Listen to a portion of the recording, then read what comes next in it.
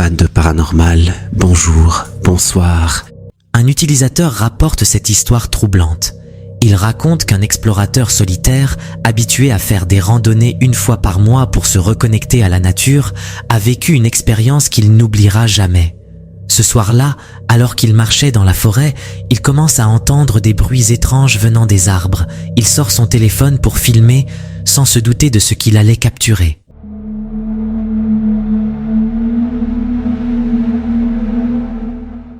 Dans la pénombre, on distingue une forme humanoïde perchée sur une branche.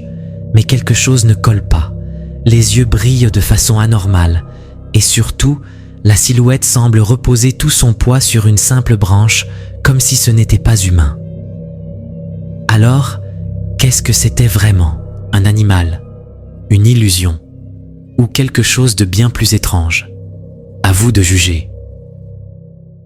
À première vue, rien ne prédestinait Nina Kulagina, cette ancienne sergente de l'armée rouge, à devenir l'un des visages les plus controversés de la guerre froide.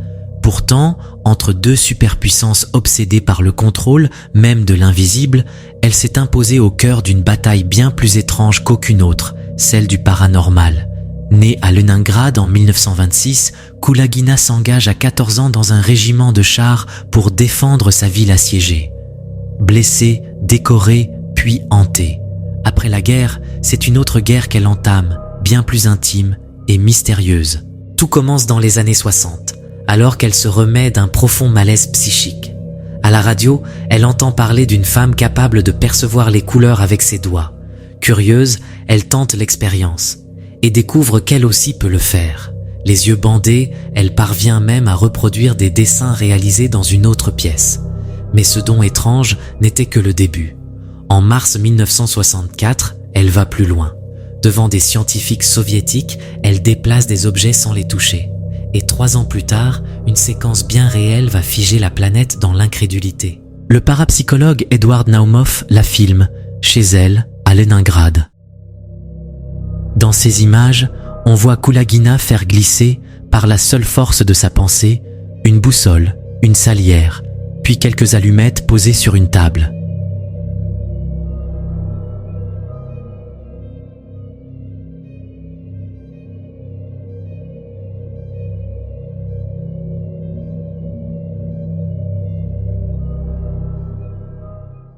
Ces films deviendront la pierre angulaire de son héritage, ravivant chez les Occidentaux la crainte d'un retard psychique face aux Soviétiques.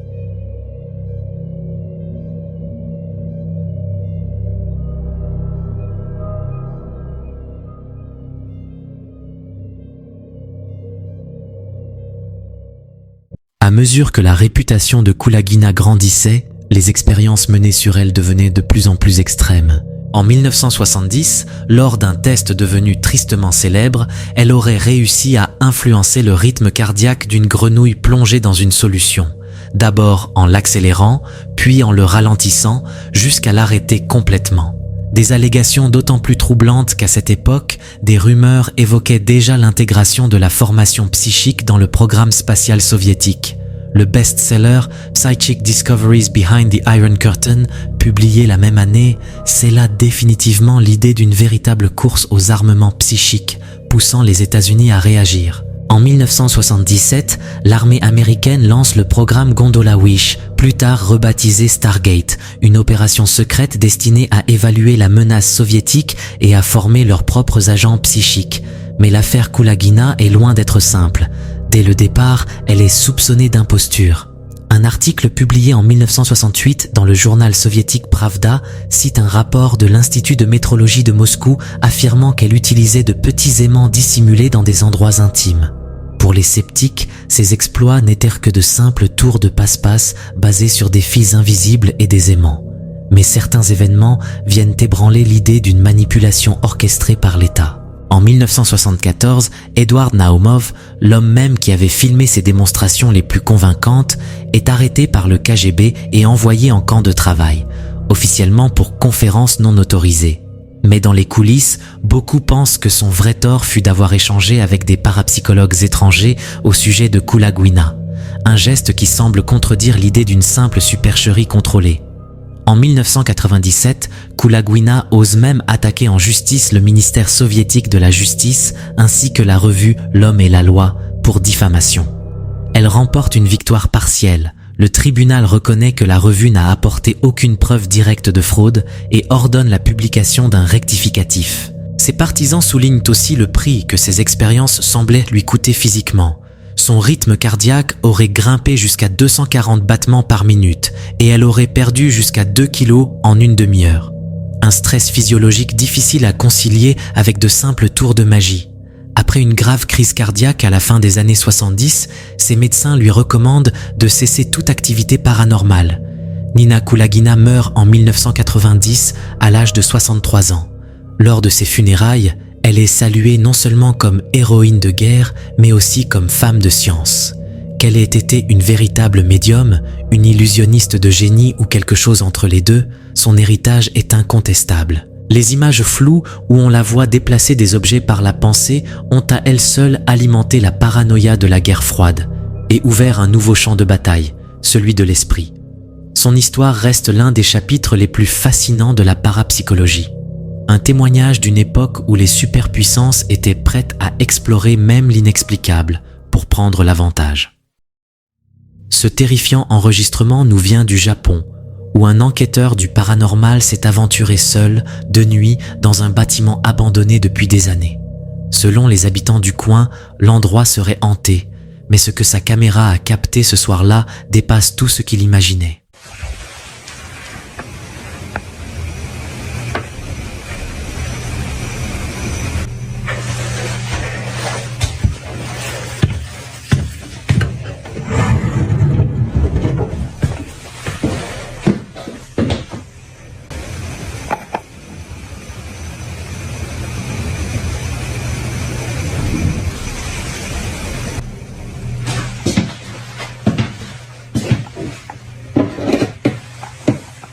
かな。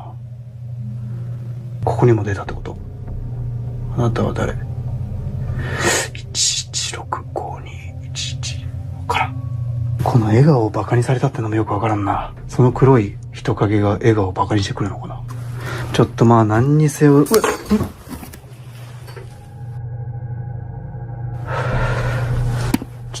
ょっと腰掛けさせてもらおうか。何にせよ、この部屋はもう10回以上出てるってことだよね。まあだからもし現れたとしてももう知らぬ存ぜぬで気づかないふりをしていないとまあ危険だってことを言ってるんだろうけど、この本当数字が日付じゃないし何なんだ。ちょっと待って、やばい、ライトやばい、無理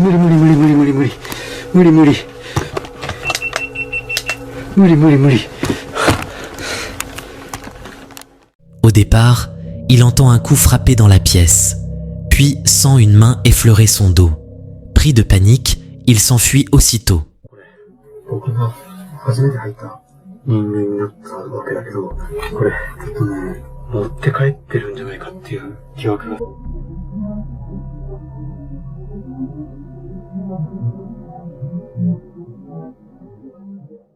Mais ce n'est qu'en revoyant les images qu'il remarque un détail glaçant.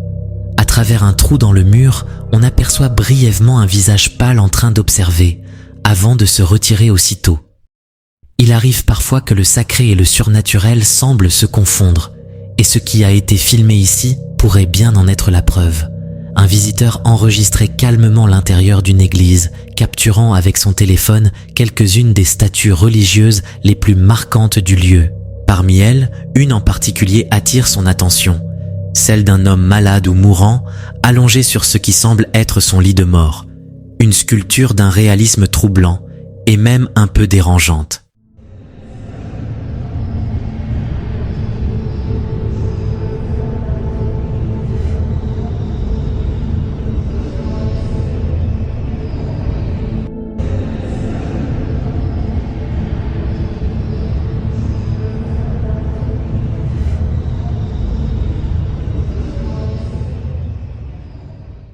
En filmant de plus près, un détail inattendu surgit. La caméra capte un très léger mouvement. Le sourcil de la statue bouge. un geste infime mais suffisamment net pour faire froid dans le dos, comme si la sculpture répondait silencieusement au regard posé sur elle. Illusion d'optique, réflexion de la vitre, mauvais focus du téléphone. Peut-être, certains parleront de montage, mais le clip ne présente aucune coupure, ni effet sonore ajouté.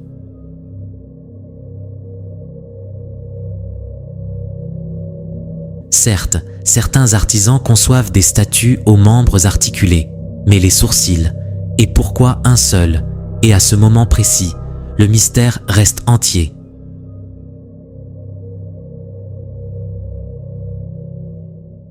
Parfois, ce sont les maisons les plus paisibles qui réservent les expériences les plus troublantes.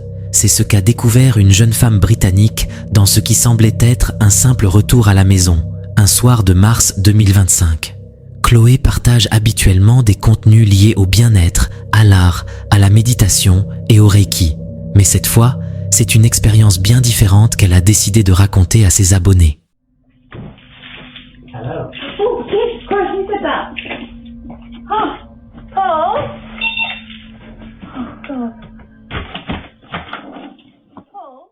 Selon son témoignage, il était environ 22 heures lorsqu'elle est rentrée chez elle. En ouvrant la porte, elle a clairement entendu une voix l'accueillir. Un bonjour net, fort, impossible à confondre. Pourtant, personne n'était là. Hello. Oh, yes, of course, you said that. Oh, Paul.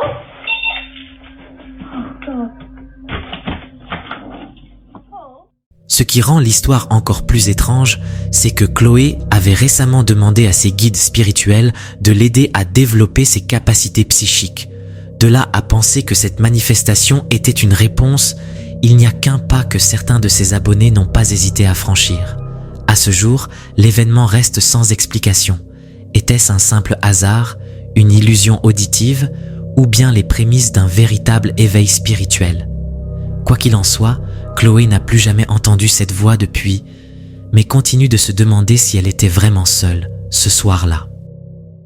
Un simple coup de sonnette en pleine nuit peut parfois annoncer bien plus qu'une simple visite. Pour un couple d'Américains, ce moment banal a laissé place à un véritable malaise. Tout commence lorsqu'un système de sécurité équipé d'une caméra capture une scène étrange devant leur porte d'entrée. Partagée sur YouTube, la séquence montre un jeune homme inconnu s'approcher lentement de la maison. Son comportement semble calme, mais quelque chose dans son attitude dérange. I know you're in there. Let me in, Daddy. Let me in.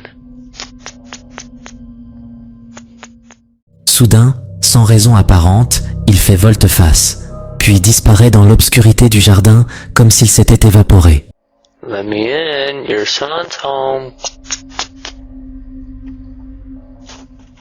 Le propriétaire affirme n'avoir jamais vu cet homme auparavant. Selon la description de la vidéo, c'est un voisin inquiet qui a d'abord partagé les images, espérant que quelqu'un puisse identifier cet étrange visiteur. Mais jusqu'à aujourd'hui, personne ne sait qui il est, ni ce qu'il cherchait vraiment. Face à ce genre d'apparition inexpliquée, difficile de ne pas jeter un œil derrière sa propre porte d'entrée avant d'aller dormir. Tout semble calme dans cette rue, jusqu'à ce qu'un vélo, posé sans surveillance, commence soudainement à bouger.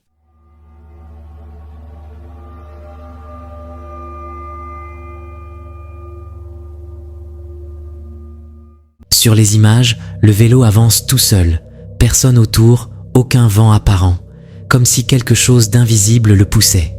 Phénomène naturel ou force inconnue, ce genre de scène a de quoi laisser perplexe.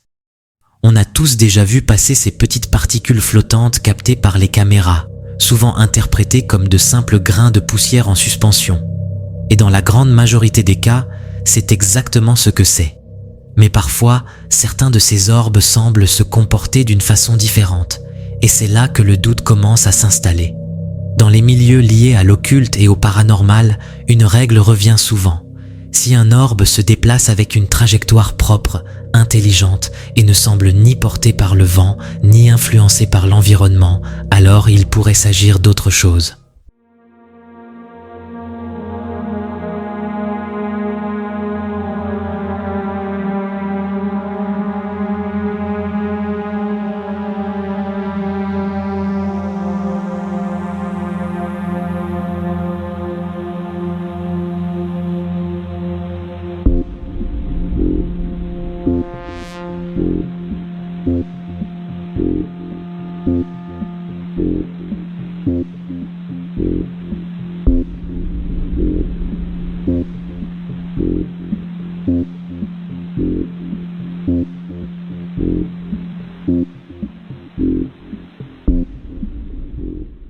Regardez bien la taille de cet orbe et surtout observez sa manière de se déplacer.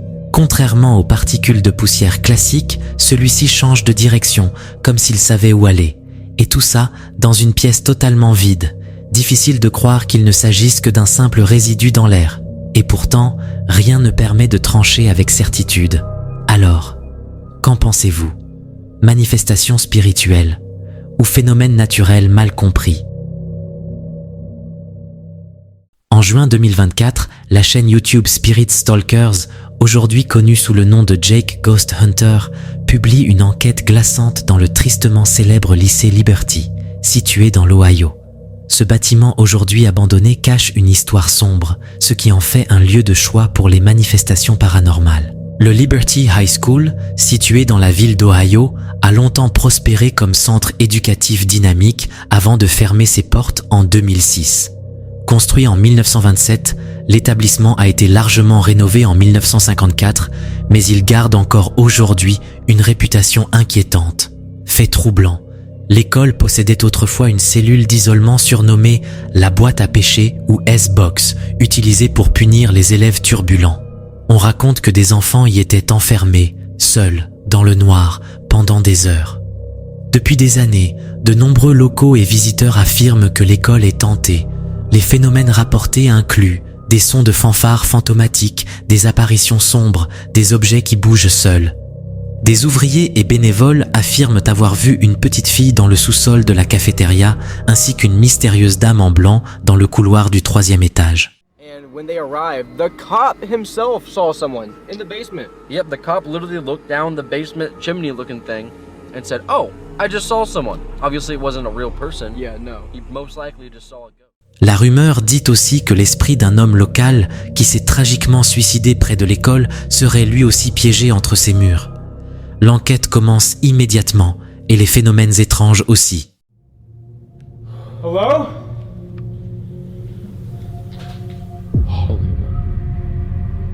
Someone just got thrown, dog. Can you walk towards us? Au 3e étage, l'équipe fait une rencontre inattendue. Bat. Where, dude? Bird. What the hell was that? It's bat, I think. It is a bat. Oh. Oh no, this isn't good. No, that's not good. This isn't good. Oh crap. Hey, bat. Hello? Hey, mister. Les enquêteurs entrent ensuite dans la sinistre S-Box, déjà tendue par l'histoire glaçante du lieu. What's going on, dude? It's got a weird vibe.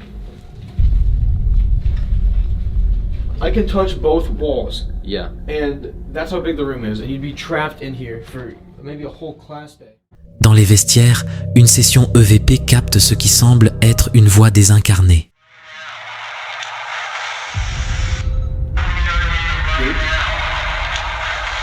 Say locker? Yeah, there's like and there's like a lock. Yeah. Dude, Yep. we're in the locker room, Yes. bro. De retour au 3e étage, leur REM-pod, un appareil conçu pour détecter les fluctuations électromagnétiques, s'affole, puis s'éteint brusquement. Thinking new, dude. Let's try it again. Oh my god! Dude! It's pegging. Nothing's there. Do it again. Dude! I just said do it again. Stand back, please. Dude, that went all the way Yeah. on for no reason. Et pour ajouter à la tension, leur appareil à intelligence artificielle prononce successivement les mots « fuis »,« coincé »,« mourir ». Run away! What? First word! That was literally instant. That's the only history that we know, really, is that people run away. Yeah. Stranded. Wow. You stranded here? Die! Alors que l'équipe s'apprête à se diriger vers l'auditorium, quelque chose se produit. So guys, we are going to... Has this been on?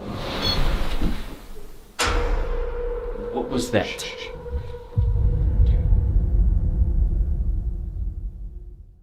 Malgré une fouille minutieuse, aucune source du bruit n'est identifiée. I'm gonna begin by exploring the first floor. I'm afraid I'm gonna run into whatever made that loud sound.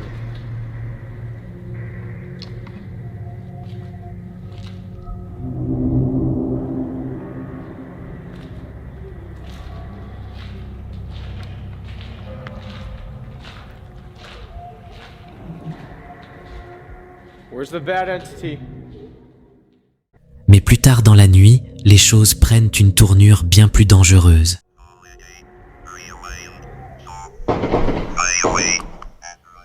Jake! Oh my god, Jake! On entend soudain plusieurs détonations semblables à des coups de feu provenant de l'extérieur du bâtiment.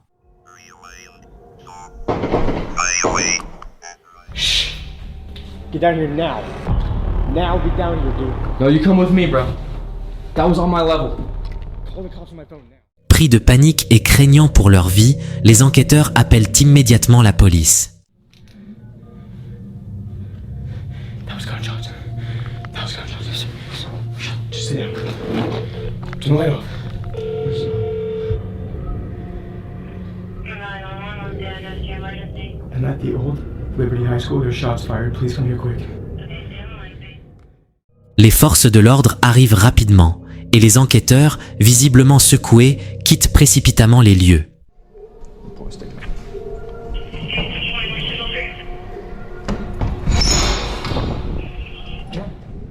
Mais leur équipement, resté en marche, continue d'enregistrer et capte alors quelque chose de vraiment terrifiant.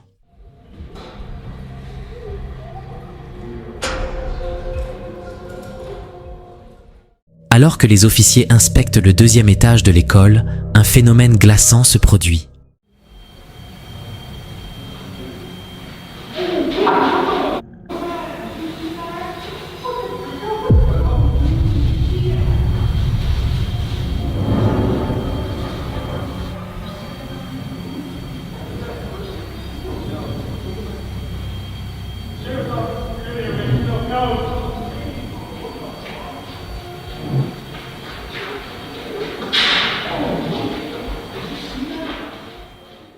Visiblement effrayés, les policiers quittent eux aussi le bâtiment en hâte.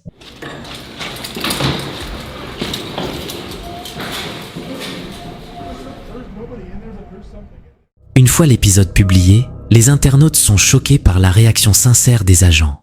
So right there on the second floor, Yes. we were looking this way. I heard pitter patter like that along the, what would that be? The east wall. Yeah. And then he hears it at the end of the hallway, and as I'm taking my light down, I see something go like dart across. Are you- And all of a sudden we heard movement behind us, and we just ran For real. because there's nobody. Un commentaire notable vient d'une personne affirmant être l'épouse de l'un des policiers présents. Elle partage que son mari, habituellement imperturbable, évoque encore régulièrement cette nuit, expliquant à quel point elle l'a profondément marqué. I've never seen anything like that before. That's actually scared me. Good luck. Cette enquête inquiétante et les réactions bien réelles des forces de l'ordre locales ont suscité de sérieuses interrogations. Cette école abandonnée est-elle réellement hantée par des esprits tourmentés? Qu'est-ce que les policiers ont vu au point de les terrifier à ce point? Le mystère reste entier. Mais pour de nombreux spectateurs et habitants de la région, ces manifestations sont bien la preuve que quelque chose d'anormal hante encore les couloirs du Liberty High School. Ou alors, y a-t-il une explication plus rationnelle, dissimulée entre ces murs silencieux? Jake! Oh my god, Jake! Was that inside? Plus besoin de vous présenter Franco TV, le célèbre explorateur urbex qui n'a pas peur de s'aventurer dans les lieux les plus glauques. Cette fois-ci, il décide de se déplacer au sud du Pérou pour explorer le cimetière Presbítero Maestro, qui serait soi-disant le cimetière le plus hanté d'Amérique du Sud. Le lieu attire toutes sortes de personnes curieuses de savoir ce qui peut bien s'y passer.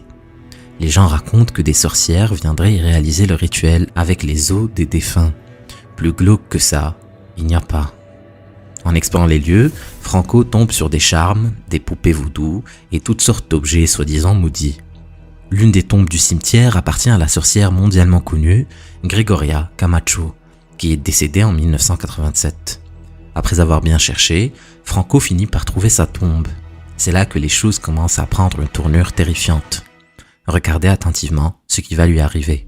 A witch who was buried here. Now apparently she did good and bad, but mostly dark stuff. So on the top of her tomb they spray painted Witch of Satan and stuff.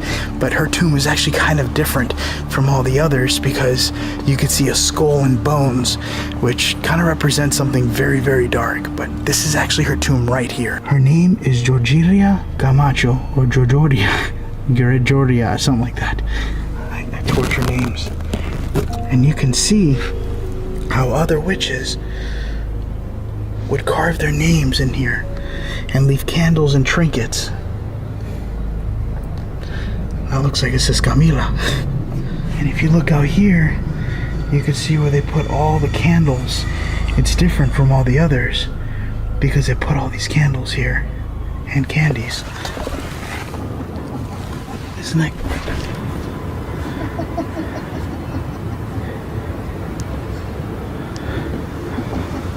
Hello?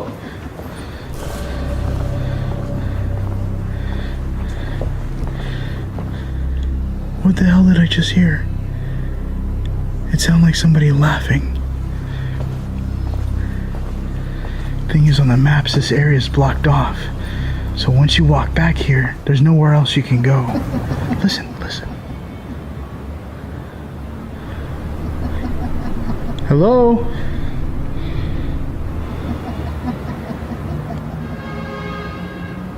Georgina? There's literally no one here. Oh, okay. Well, I got creeped out. Franco entend à un moment un rire démoniaque, ce qui l'effraie au plus haut point. Il décide quand même de poursuivre son investigation, pensant qu'il ne risquait rien, mais il se trompait. Il entre un moment à l'intérieur d'une crypte abandonnée, il fait alors l'expérience de quelque chose de terrifiant. Right in there. I don't know if those are the remains. It looks like a sock and something tied up. Here, let me zoom in. I'm gonna be able to zoom in a lot more on post-editing, so it looks like it could be, there's something hairy there. Huh, that looks like a dead animal or something. Oh, that is so creepy. Alright, I just got the K2 meter.